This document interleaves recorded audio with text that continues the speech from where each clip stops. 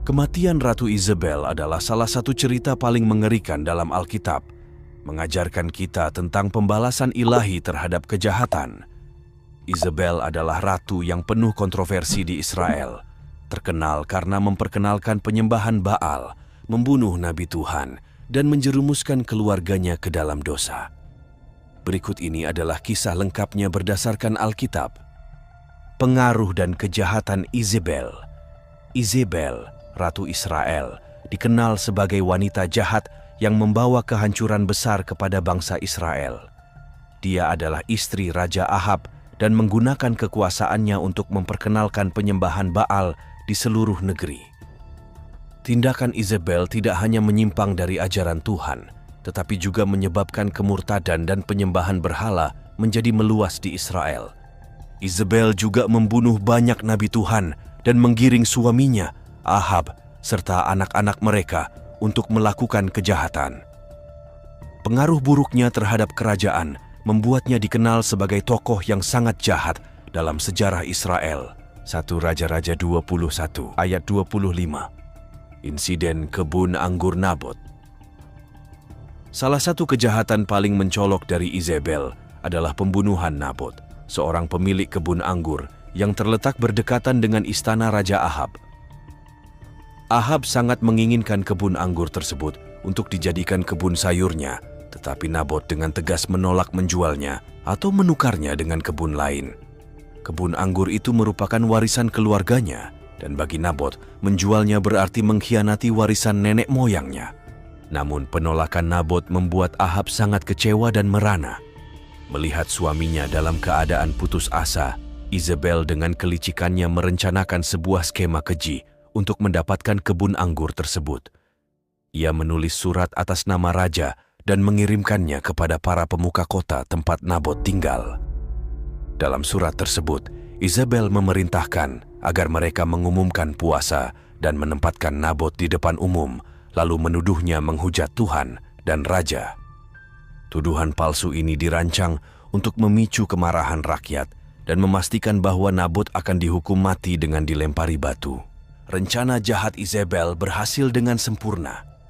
Nabot dihukum mati berdasarkan tuduhan palsu, dan setelah kematiannya, Isabel berkata kepada Ahab untuk mengambil kebun anggur Nabot sebagai miliknya. Ahab, yang buta akan moralitas dan kebenaran, mengikuti nasihat istrinya dan mengambil alih kebun anggur tersebut. Namun, tindakan jahat ini tidak luput dari perhatian Tuhan. Firman Tuhan datang kepada Nabi Elia, orang Tisbe, dengan perintah yang jelas. Bangunlah, pergilah menemui Ahab, Raja Israel yang di Samaria. Ia telah pergi ke kebun anggur Nabot untuk mengambil kebun itu menjadi miliknya. 1 Raja-Raja 21 ayat 17 hingga 18. Tuhan mengutus Elia untuk menyampaikan hukuman ilahi kepada Ahab dan Isabel atas kejahatan mereka. Penghakiman Nabi Elia. Nabi Elia, yang dikenal sebagai pembawa pesan Tuhan yang berani, mengumumkan hukuman Tuhan atas kejahatan yang dilakukan oleh Isabel dan suaminya, Raja Ahab.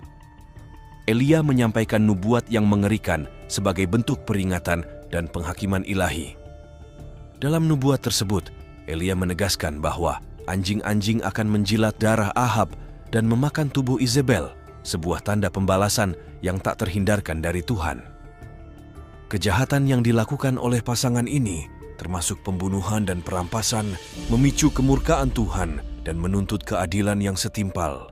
Elia berkata kepada Ahab, "Beginilah firman Tuhan, di tempat anjing telah menjilat darah Nabot, di tempat itu juga anjing akan menjilat darahmu sendiri." 1 Raja-Raja 21 ayat 19.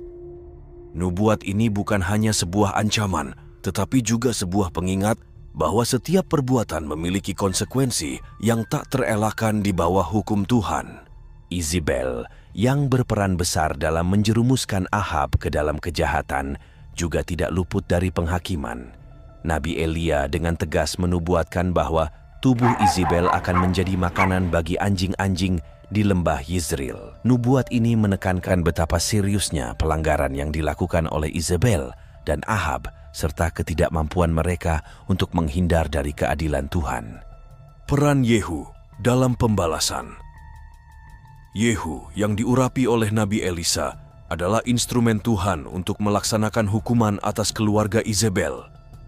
Setelah berhasil membunuh Yoram, anak Izebel, Yehu datang untuk menuntut nyawa Izebel. Izebel yang menyadari bahwa kematiannya sudah dekat, mencoba menghadapi Yehu dengan penuh percaya diri. Namun, keberaniannya tidak cukup untuk menyelamatkannya dari nasib tragis yang menantinya. Pada akhirnya, Izebel dikhianati oleh para pelayannya sendiri dan dilempar dari jendela istana. Ketika Yehu tiba di tempat Izebel, ia mengangkat mukanya ke jendela dan dengan suara lantang bertanya, "Siapakah yang memihak kepadaku? Siapakah?" Pertanyaannya disambut oleh 2 atau 3 sida-sida yang menengok kepadanya. Tanpa ragu, Yehu memerintahkan, "Jatuhkanlah dia." Mereka pun menuruti perintah Yehu, menjatuhkan Izebel dari jendela.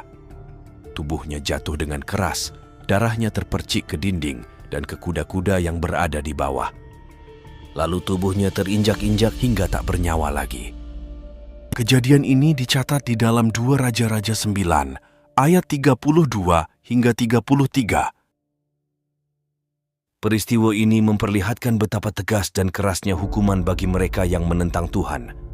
Izebel, yang dikenal karena kekejamannya dan penyembahan berhalanya, menerima hukuman yang setimpal dengan perbuatannya. Yehu, sebagai eksekutor ilahi, menjalankan tugasnya dengan penuh keberanian dan tanpa kompromi. Kematian Izebel menjadi simbol penghukuman ilahi atas kejahatan dan ketidaktaatan, sekaligus menegaskan keadilan Tuhan yang tidak bisa dihindari. Warisan simbolis Izebel.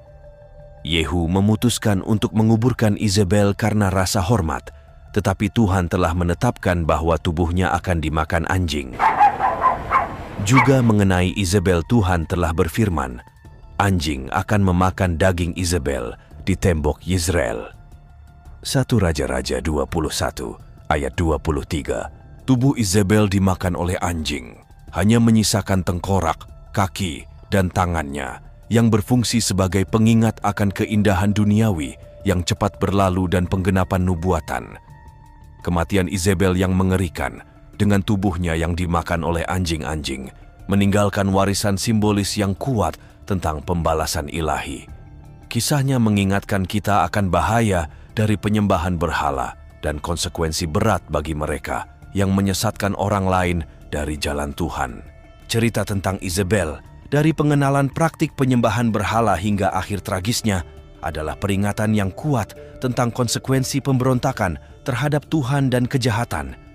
Ia melambangkan bahaya dari menyimpang dari jalan Tuhan dan hukuman berat bagi mereka yang memimpin orang lain ke dalam dosa. Selain itu, kisah ini juga mendorong kita untuk tetap teguh dalam iman, meskipun menghadapi oposisi besar, dengan mempercayai bahwa Tuhan adalah hakim yang adil.